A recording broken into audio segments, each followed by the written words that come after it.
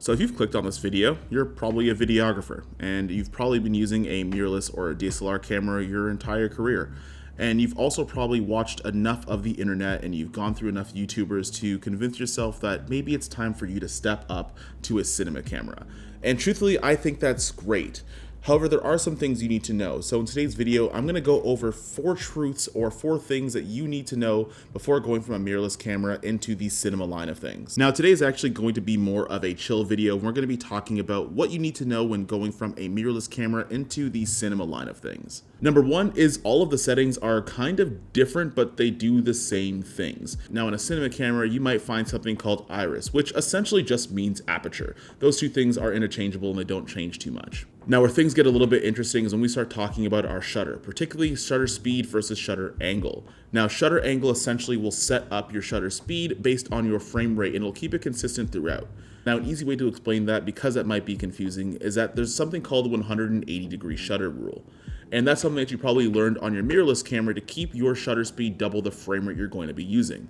Now on cinema cameras, it does that math for you. If you set your camera shutter angle to 180 degrees, you're actually going to end up having that rule consistent between your frame rates. If you're shooting at 24 frames a second, well, it's gonna be double that shutter speed. Shooting at 60, same thing. 240 frames a second, same thing.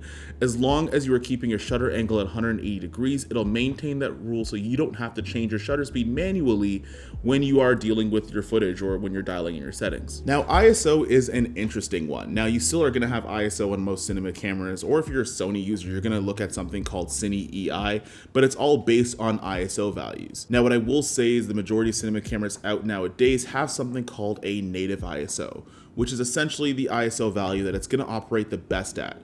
And conventional wisdom would tell you to try your best not to deviate from that native ISO to get the best image quality possible. And if you're really lucky or you're rich, you could find cameras with 2 base ISOs, which essentially means that you're going to find 2 ISO values where your camera performs the best, giving you those options if you're in low light or in high light situations. If you're somebody that doesn't deviate too much from your native ISO, you're going to be in situations where you might be under or overexposed as you're staying on that value, which also is a reason why a lot of people stepping up into cinema cameras are crazy about built-in ND filters. Now, somebody that's used a mirrorless or a DSLR camera, you know exactly what ND filters are, but they're built into the system that you're going to be using, which means that if you're staying at the base ISO where images look the cleanest, you're actually going to be able to use an ND filter to dial in that exposure to actually get the best looking footage possible. Now, if you're somebody that's underexposed, well, there's not a setting in your camera to do that unless you have high base ISO, or you should probably start employing things like lighting. Now, if you want to get the best looking image out of your cinema camera, especially if you're upgrading, lighting is going to add a dynamic change, making your images look that much better when you're upgrading your camera. Things like not having record limits, so you don't have to worry about making a new clip every 29 minutes and 59 seconds,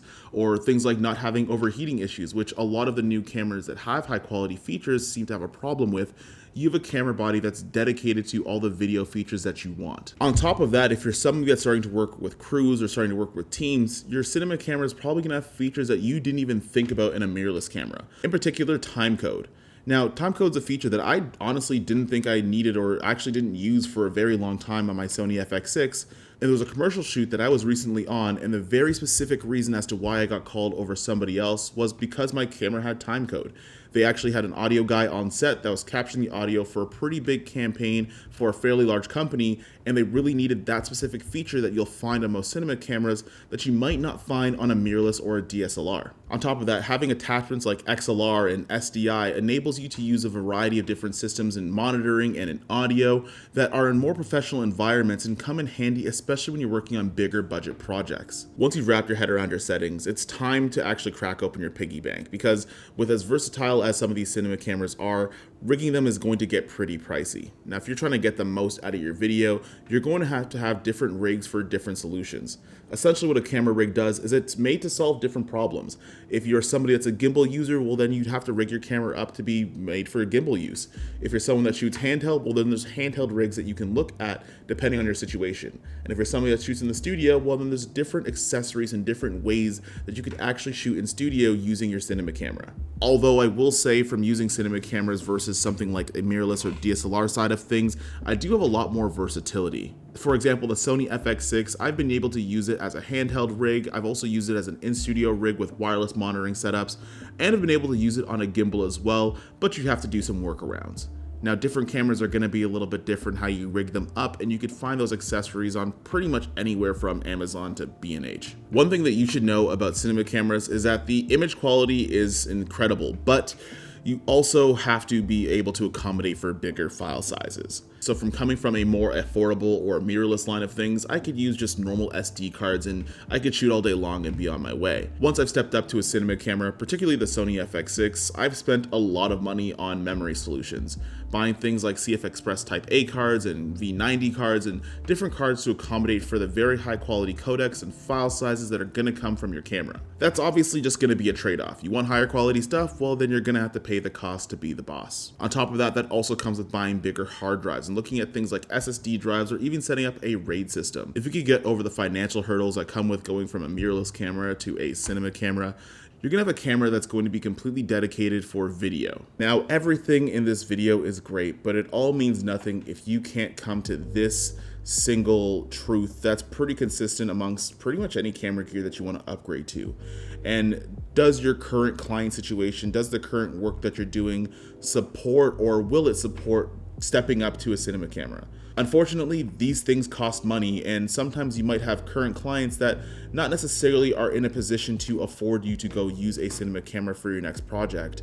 So what I suggest doing is make a couple of different lists. One, let's start making a list about the current client projects you have and what budgets that they're working with, and whether or not that those numbers make sense for you to step up into a cinema camera. Generally speaking, my personal rule of thumb is I like to be able to pay off my camera rig within the first 6 to 8 months of me owning it. So if the client projects that I have coming up, or the ones that I was previously doing and do on a regular basis, if the money doesn't make sense that I could actually pay off my rig within the year that I purchased it, well, then I don't think I'm ready to step up just yet. Essentially what I'm trying to say here is take stock as to what you're doing and where do you see yourself going. And that'll help you make a better decision on whether or not you're ready to step up from a mirrorless camera into the cinema line of things. And if you're still feeling some type of way between upgrading from a mirrorless camera to a cinema camera, understand that essentially they're all really, really good. Mirrorless cameras nowadays have the ability to shoot 4K DCI and 8K RAW and have all this resolution and all these different image quality features, which starts to blur the line between the initial reason why a lot of people made the upgrade to cinema cameras in the first place. Now, what I will say is some of those professional features you are going to be lacking in a cinema camera or a DSLR. Things like timecode and SDI imports and XLR, and if you don't have clients that need those things, well, then it might just be something that doesn't really matter to you. And going from a mirrorless camera to a cinema camera, the lines are so blurred that you actually don't really necessarily need to. In fact, you might want to pick up a second camera of the one you already had so you have a backup, or you could start to conduct 2 camera angles or 3 camera angles, earn more money that way as a freelance creator or a freelance filmmaker. And that being said, this is the end of the video, and I honestly just wanted to chill, hang out with you guys, and talk about the transition between mirrorless to a cinema body. Now, some of you guys might agree, some might disagree, and you're probably gonna let me know in the comments down below.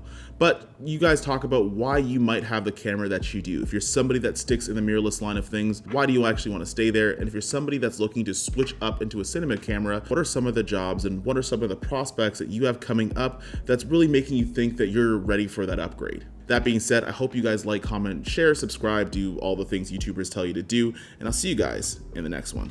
Peace.